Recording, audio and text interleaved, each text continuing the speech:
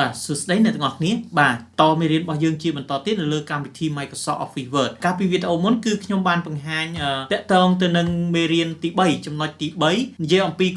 របៀបកំណត់គម្លាតតួអក្សរបន្ទាត់ហើយនិងកថាខណ្ឌអញ្ចឹងបងប្អូនដែលមិនទាន់បានចូលមើលទស្សនាវីដេអូមុនតាក់ទងទៅនឹងការកំណត់គម្លាតតួអក្សរបន្ទាត់និងកថាខណ្ឌហ្នឹងបងប្អូនអាចចូលទៅមើលនៅក្នុងវីដេអូដែលខ្ញុំបានដាក់នៅក្នុង link description បាទអញ្ចឹងក្នុងវីដេអូថ្ងៃនេះគឺខ្ញុំនឹងចែកលេខបន្តទៀតតាក់ទងទៅនឹងមេរៀនទី3ដដែលប៉ុន្តែខ្ញុំលើកទៅដល់ចំណុចទី4បាទដែលចំណុចទី4នេះគឺខ្ញុំមាន3ចំណុចដែលត្រូវលើកមកបង្ហាញចែកជូនទៅដល់អ្នកទាំងអស់គ្នាបាទចំណុចទី1គឺរបៀបសតអក្សរឬក៏លេខនៅក្នុងតារាងរបស់យើងហើយចំណុចទី2ភាពខុសគ្នារវាង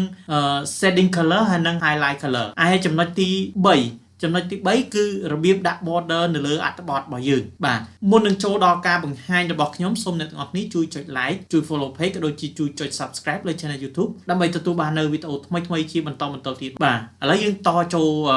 ចំណុចទី1បាទចំណុចទី1ដែលខ្ញុំលើកឡើងពីរបៀបនៃការសតតួអក្សរឬក៏លេខបាទអញ្ចឹងឧទាហរណ៍ថាយើងមានតារាងនេះមួយហើយបាទយើងវាយតារាងតាមលំដាប់លំដោយអញ្ចឹងមកប៉ុន្តែយើងចង់ឲ្យដាក់ចំណាត់ថ្នាក់អ្នកលេខ1ទៅលើហើយអ្នកលេខ2លេខ3ហ្នឹងតាមលំដាប់លំដោយមកតាមចំណាត់ថ្នាក់របស់គាត់បាទអញ្ចឹងយើងសតយ៉ាងម៉េចបាទអញ្ចឹង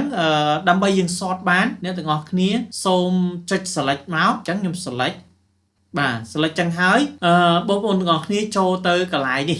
កន្លែងអក្សរ A នេះបាទអ្នកទាំងអស់គ្នាឃើញទេបាទចុចកន្លែងអក្សរ A ហ្នឹងមករួចហើយវាចេញនៅ dialog នេះមួយបងប្អូនឃើញទេរួចហើយយើងចូលទៅសតណាយើងចង់សតយក column ណាបាទអញ្ចឹងយើងចង់សតអាណាយើងយកអានោះមកបាទអញ្ចឹងទី1យើងចង់សតcolumn ទីប្រមាណយើងរាប់មើលទៅយើងចង់សត column ទី5ណា1 2 3 4 5អញ្ចឹងយើងចង់សតកលឹមទី5កលឹមចំណាត់ថ្នាក់នេះបាទអញ្ចឹងយើងយកកលឹមទី5នឹងមកបន្ទាប់មកយើងសតជាប្រភេទអី number អញ្ចឹងហ៎បាទអញ្ចឹងយើងយក number អញ្ចឹងមកបន្ទាប់មកកន្លែងផ្សេងទៀតយើងមិនចាំបាច់លេងទេយើងគ្រាន់តែចុចតែយកកលឹមទី5មករួចហើយអ្នកទាំងអស់គ្នាចុច OK មកបាទអញ្ចឹងខ្ញុំចុច OK បាទអញ្ចឹងអ្នកទាំងអស់គ្នាឃើញវានឹងលេខ1លេខ2លេខ3លេខ4លេខ5លេខ6លេខ7វាទៅតាមលំដាប់លំដោយតែម្ដងអញ្ចឹងក្រោយពីយើងសតហើយលេខរៀងគឺវាបដូរប្រែដែរអញ្ចឹងយើងអាចដូរលេខរៀងសាថ្មីដាក់លេខ1លេខ2លេខ3ឡើងវិញមកមួយទៀតយើងចង់សតតកូលម្ដងឈ្មោះម្ដងឈ្មោះជាអក្សរខ្មែរយើងអញ្ចឹងដើម្បីយើងសតជាអក្សរខ្មែរក៏ដូចគ្នាដែរអ្នកទាំងអស់គ្នាចូលទៅកន្លែងនេះវិញដូចគ្នាមកណា A to Z ហ្នឹងបាទចុចកន្លែងហ្នឹងមកតបមកអ្នកទាំងអស់គ្នាទៅរើស column បាទអញ្ចឹងវានៅ column ទីម៉ាន column ទី2អញ្ចឹងយើងចូលcolumn ទី2នឹងមកអញ្ចឹងពេលដែលយើងរើសយក column ទី2វា load automatic ទេនេះណាវា load automatic គឺ text កាលណាវាមិន load text ទេអ្នកទាំងអស់គ្នាអាចចុចយករើសយក text មកបន្ទាប់មកអ្នកទាំងអស់គ្នាមិនបាច់ទៅលេងអីផ្សេងទៀតទេអ្នកទាំងអស់គ្នាគ្រាន់តែចុច OK ទៅវានឹង sort ហើយបាទអញ្ចឹងខ្ញុំចុច OK មកនេះគេនេះអ្នកទាំងអស់គ្នាវាសតតួអក្សរចាប់ពីអក្សរក្រមភាសាខ្មែរយើងតែម្ដងណាពីកទៅបាទអញ្ចឹងនេះគឺរបៀបនៃការសតអក្សរឬក៏លេខនៅក្នុងតារាងនៅក្នុងកម្មវិធី Microsoft Word ពីមុនមកយើងធ្លាប់សតនឹងនៅក្នុងកម្មវិធី Excel ឥឡូវយើងអាចមកដឹងពីវិធីនេះគឺយើងអាចសតនៅលើកម្មវិធី Microsoft Word បានដែរបាទចូលចំណុចទី2ចំណុចទី2ខ្ញុំនឹងបង្ហាញអំពីភាពខុសគ្នារវាង shading color ហើយនិង highlight color បាទអញ្ចឹងខ្ញុំមានជាឧទាហរណ៍នៅខាងក្រោមនេះបាទអ្នកទាំងអស់គ្នាឃើញទេអានេះជា highlight ណាអញ្ចឹងឲ្យយើងឲ្យយល់ថា highlight color យ៉ាងម៉េច highlight color គឺយើងសម្រាប់ highlight មួយកន្លែងណាដែលយើងចង់ highlight បាទអញ្ចឹងហ៎បាទយើងចង់ highlight កន្លែងណាយើង select កន្លែងនោះហើយ highlight ទៅប៉ុន្តែដល់ shading color គឺវាដាក់ពណ៌មកផ្ទាត់យកតែម្ដងអញ្ចឹងឧទាហរណ៍ដូចអ្នកទាំងអស់គ្នាឃើញនេះមកជួរខាងលើនេះគឺខ្ញុំប្រើ shading color ហើយអានេះគឺខ្ញុំប្រើ highlight color អញ្ចឹងដើម្បីយើងដាក់បានណាឥឡូវខ្ញុំចង់ដាក់ shading color លើតារាងនេះមកជួរនេះបន្ទាត់មកជួរនេះបាទអញ្ចឹងដាក់ setting color មកជួរហ្នឹងអ្នកទាំងអស់គ្នាចុច select លើមកជួរហ្នឹងមកពេលយើង select តែប៉ុណ្្នឹងបើយើងយក setting color គឺវា highlight ដល់ត្រឹម indent នេះណា left indent ហ្នឹងហើយអាខាងនេះវាមកដល់ត្រឹម right indent នេះណាវាត្រឹមអាហ្នឹងអញ្ចឹងកាលណាយើងយក setting color ឥឡូវចាំមើលខ្ញុំយកអញ្ចឹងដើម្បីយើងដាក់ setting color បានដែលយើង select អត្ថបទហ្នឹងហើយណាឬក៏បន្ទាត់ហ្នឹងហើយអ្នកទាំងអស់គ្នាចូលទៅកន្លែងនេះណារូបធុងថ្នាំនេះបាទអញ្ចឹងកន្លែងហ្នឹងវា setting ណាបាទអញ្ចឹងអ្នកទាំងអស់គ្នាចុចកន្លែងហ្នឹងមករួចហើយអ្នកទាំងអស់គ្នាចូលទៅរើស color តើចង់ដាក់ color ពណ៌អីបាទឥឡូវខ្ញុំចង់យក color នេះបាទនេះយកហ្នឹងទៅឃើញទេវា highlight មកផ្ទាត់ហ្នឹងតែម្ដង បើយើង select ពី color ពីបន្ទាត់គឺវា highlight យកទាំងពីរបន្ទាត់តែម្ដងដោយឡែកចំពោះ highlight color កាលណាយើងចង់ highlight លើពាក្យណាវា highlight color តែពាក្យហ្នឹងទេវា highlight color តែពាក្យហ្នឹងទេឥឡូវឧទាហរណ៍ថាខ្ញុំចង់ highlight លើពាក្យនេះសាលារៀននេះអញ្ចឹងយើង select ទៅត្រឹមសាលារៀនមកយើងយកកន្លែងនេះhighlight នេះចុចមកហើយយើងទៅរើស color យើងចង់បាន color ពណ៌អីយើងយកពណ៌ហ្នឹងមកអញ្ចឹងវា highlight តែលើពាក្យសាលារៀនដែលយើងបាន select ហ្នឹងទេបាទខ្ញុំសូមបញ្ជាក់បន្ថែមទៀតដែរចំពោះ setting color កាលណាយើងអត់ដោះ select setting color ទេពេលយើង enter ទៅយើងវាយអត្ថបទទៅវាគឺវានឹងជាប់ color រហូតអញ្ចឹងណាឧទាហរណ៍ថាខ្ញុំដាក់នៅក្នុងហ្នឹងបាទហើយយើង enter ទៅយើងវាយអត្ថបទទៅគឺវានឹងជាប់ highlight រហូតហើយបងប្អូនចេះឆ្ងល់ថា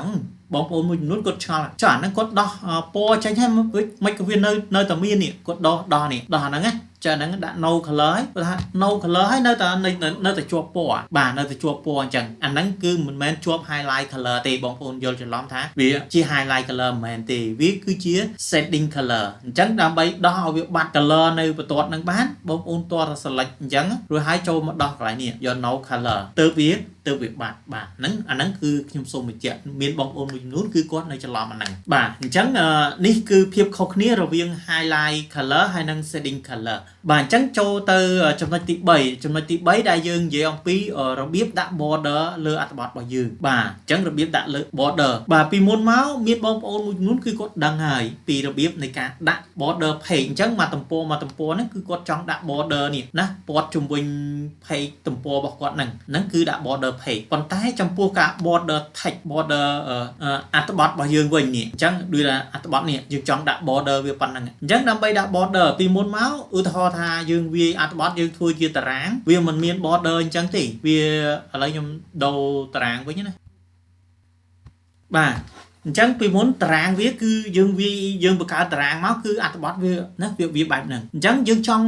រចនាតារាងរបស់យើងឲ្យមើលទៅមានភាពតាក់ទាញឬក៏ថាចំណាប់អារម្មណ៍យើងចង់ដាក់ border វាអញ្ចឹងចង់ដាក់ border លើតារាងរបស់យើងហ្នឹងអ្នកទាំងអស់គ្នាគ្រាន់តែ select តារាងរបស់យើងគេមករួចហើយអ្នកទាំងអស់គ្នាចូលទៅកន្លែង home ហើយអ្នកទាំងអស់គ្នាចូលកន្លែងនេះចូលកន្លែងហ្នឹងមកបាទរួចហើយអ្នកទាំងអស់គ្នា scroll ចុះមកក្រោមមកបាទបើបងប្អូនពេញចិត្តអា border ទាំងប្រមាណនេះបងប្អូនអាចរើសតាមនឹងបានបាទប៉ុន្តែបើបងប្អូនចង់រើសបន្ថែមទៀតបងប្អូនចូលកន្លែង border នេះ border and setting នេះចូលកន្លែងហ្នឹងមករួចហើយបងប្អូនមករើសនេះវាមានកន្លែងបន្ថែមទៀតសម្រាប់ការកំណត់បន្ទាត់ border របស់យើងនេះមានជាលក្ខណៈ tray ឬក៏មានលក្ខណៈបែបណាដែលយើងចង់បានយើងយកហ្នឹងមកហើយអានេះគឺជាប្រភេទ border ដែលយើងចង់ដាក់នេះដាក់ជាប្រអប់ជុំវិញអញ្ចឹងស្រ័យលើយើងចង់បានបែបណាឥឡូវខ្ញុំចង់បានបែបនេះខ្ញុំយកអានេះមកណាអញ្ចឹងវាលោតគ្រប់បន្ទាត់ទាំងអស់គឺវាលោតអញ្ចឹងប៉ុន្តែយើងចង់ឲ្យលោតតែជុំវិញនេះយើងចូលទៅនេះមកនេះចូលទៅហ្នឹងមកវាលោតតែជុំវិញនេះឃើញទេពេលដែលបងប្អូនចុចរើសហ្នឹងមករួចហើយបងប្អូនចុចអូខេមកបាទអញ្ចឹងនេះអត្ថបទរបស់យើងគឺវាបានដាក់ border ឲ្យហើយបាទតារាងរបស់យើងអាហ្នឹងតារាងជុំវិញចុះបើអាមកបន្ទាត់នេះយើងចង់ដាក់ border ដូចមិនបាញ់ដែរបាទអញ្ចឹងយើងចូលដូចគ្នាមករួចហើយអ្នកនរគ្នាចូលកន្លែង border ហ្នឹងបាទរួចហើយអ្នកនរគ្នារើសអាណាដែលយើងចង់បានមកយើងចូលកន្លែង box នេះទៀតមករួចហើយយើងយកអូខេមកបាទនេះអញ្ចឹងគឺវាដាក់ border មួយវិញទៀតឧទាហរណ៍យើងវាអត្ថបទអញ្ចឹងវាអត់មានតារាងទេណាខ្ញុំដោះ border នឹងសិននេះយើងវាអត្ថបទមកយើងចុច enter ទៅវា load ហើយលេខ10ណាយើងវាទៅស្រាប់តែយើងវាហើយអាហ្នឹងលេខ1លេខ6 7 8 9អញ្ចឹងយើងចង់ដាក់ border មកលេខណាអញ្ចឹងដើម្បីយើងដាក់ border អញ្ចឹងបានអ្នកទាំងអស់គ្នា select លើអត្ថបទរបស់យើងអញ្ចឹងមករួចហើយអ្នកទាំងអស់គ្នាចូលកន្លែង border ហ្នឹងបាទបន្ទាប់មកអ្នកទាំងអស់គ្នាចូលរើសកន្លែងនេះមកបាទអញ្ចឹងអានេះប្រភេទ border ដែលយើងបានកំណត់មិញអញ្ចឹងយើងចង់ border ដាក់ជាបន្ទាត់តែមួយឯងមិនចង់ដាក់ឲ្យបន្ទាត់ឃើញធំអញ្ចឹងទេអញ្ចឹងអ្នកទាំងអស់គ្នាអាចចូលមកកន្លែងនេះមកបាទកន្លែង border រួចហើយចុចយកបន្ទាត់តែមួយអញ្ចឹងមករួចយក border នេះមកបន្ទាប់មកចុច OK មកអាហ្នឹងគឺវាជាប់ border ទាំងមូលទាំងប្រមាណលេខប៉ុន្តែបើយើងចង់ឲ្យមួយលេខទេអញ្ចឹងអ្នកទាំងអស់គ្នាចូលកន្លែង border មិញមកបន្ទាប់មកអ្នកទាំងអស់គ្នាចុចយកនេះ border all នេះបាទចុចយកហ្នឹងមកវានឹងជាប់ជា border បន្ទាត់មួយទូចចឹងហ្នឹងបាទអញ្ចឹងយើងចុចយកហ្នឹងមកវាជាប់ហើយបាទអញ្ចឹងនេះគឺរបៀបនៃការដាក់ border ទៅលើអត្ថបទរបស់យើងហើយនឹងដាក់ border ទៅលើតារាងបាទអញ្ចឹងវីដេអូថ្ងៃនេះមានតែប៉ុណ្ណេះសង្ឃឹមថាបងប្អូនទាំងអស់គ្នានឹងអាចតាមទាន់ហើយបើបងប្អូនគិតថាតាមមិនទាន់ទេបងប្អូនអាច scroll មើលឡើងវិញម្ដងមួយហើយ scope មើលដើម្បីយកទៅអនុវត្តហ្នឹងឲ្យបានទាន់បាទអញ្ចឹងវាតែប៉ុណ្ណេះសម្រាប់វីដេអូថ្ងៃនេះបាទសូមអរគុណជួបគ្នានៅវីដេអូក្រោយបាយ